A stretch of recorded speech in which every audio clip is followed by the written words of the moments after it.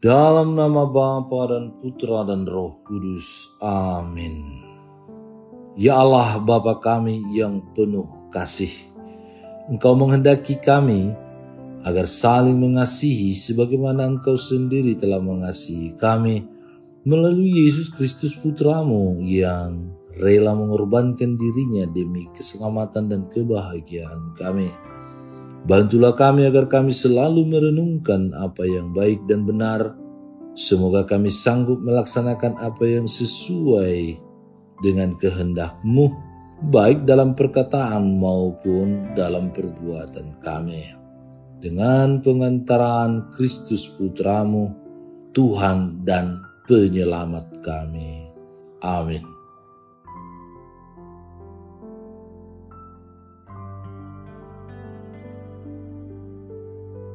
Tuhan bersamamu dan bersama rohmu. Inilah Injil suci menurut Yohanes, dimuliakanlah Tuhan. Dalam amanat perpisahannya, Yesus berkata kepada murid-muridnya, "Sekiranya kamu mengenal aku, pasti kamu juga mengenal Bapa-Ku. Sekarang ini kamu mengenal Dia dan kamu telah melihat Dia." Kata Filipus kepadanya, "Tuhan, tunjukkanlah Bapa itu kepada kami. Itu sudah cukup bagi kami." Kata Yesus kepadanya, "Telah sekian lama aku bersama-sama kamu, Filipus, namun engkau tidak mengenal aku. Barang siapa telah melihat aku, ia telah melihat Bapa. Bagaimana engkau berkata, tunjukkanlah Bapa itu kepada kami? Tidak percayakah engkau bahwa aku di dalam Bapa dan Bapa di dalam aku? Apa yang aku katakan kepadamu, tidak aku katakan dari diriku sendiri, tetapi Bapa yang diam di dalam aku, dialah yang melakukan pekerjaannya. Percayalah kepadaku bahwa aku di dalam Bapa dan Bapa di dalam aku, atau setidak-tidaknya percaya karena pekerjaan-pekerjaan itu sendiri. Aku berkata kepadamu, sesungguhnya barang siapa percaya kepada aku, dia akan melakukan juga pekerjaan-pekerjaan yang aku lakukan, bahkan pekerjaan-pekerjaan yang lebih besar daripada itu. Sebab aku pergi kepada Bapa, dan apa juga yang kamu minta dalam nama aku akan melakukannya supaya Bapa dipermuliakan di dalam Anak. Jika kamu meminta sesuatu kepada aku dalam namaku, aku akan melakukannya." Demikianlah sabda Tuhan, terpujilah Kristus. Saudara-saudari terkasih dalam Kristus Yesus, hari ini kita mendengarkan dan merenungkan sabda Tuhan dari Injil Yohanes yang mengajak kita untuk melihat, memikirkan, merefleksikan suatu kebenaran yang sangat dalam dan indah, yakni bahwa kita dipanggil untuk memiliki hubungan yang intim, relasi personal dengan Allah melalui Yesus Kristus. Yesus sedang berbicara kepada para muridnya tentang perpisahan yang akan segera terjadi. Namun dalam percakapan itu, ia tidak meninggalkan mereka dalam kesedihan atau ketakutan.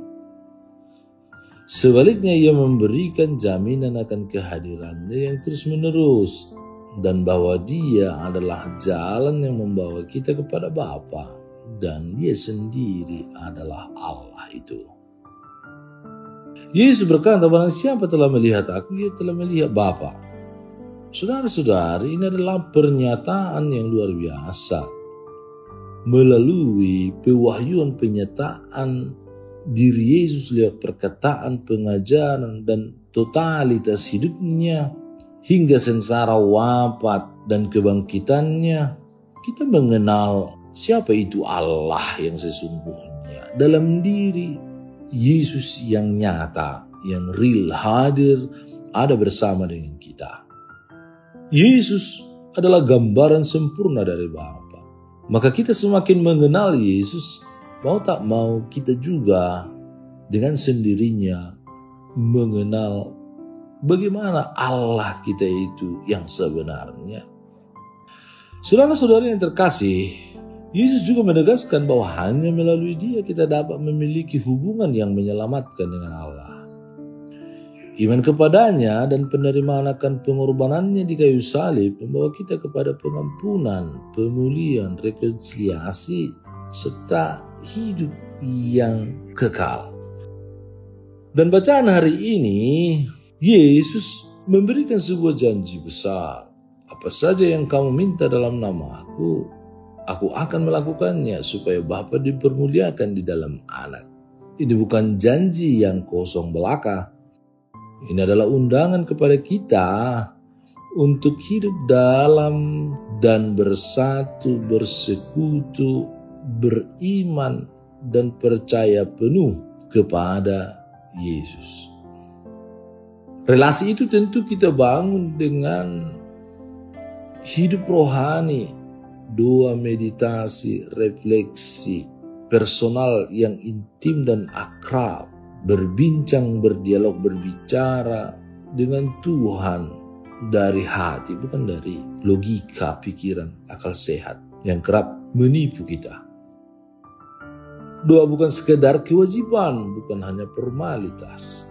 Doa adalah momen di mana kita membuka hati kepada Allah, membawa segala pergumulan, harapan, dan sukacita ke hadapannya.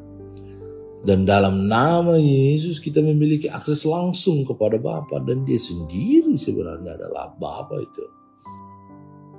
Betapa luar biasanya anugerah ini. Namun mari kita ingat bahwa doa kita tidak hanya untuk diri kita sendiri, tetapi juga untuk memuliakan Allah.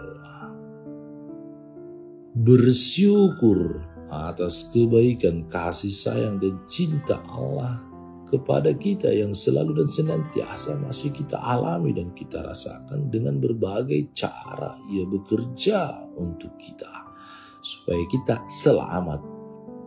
Dan tujuan akhir dari setiap permohonan, pujian, syukur kita seharusnya adalah supaya Bapa dipermuliakan.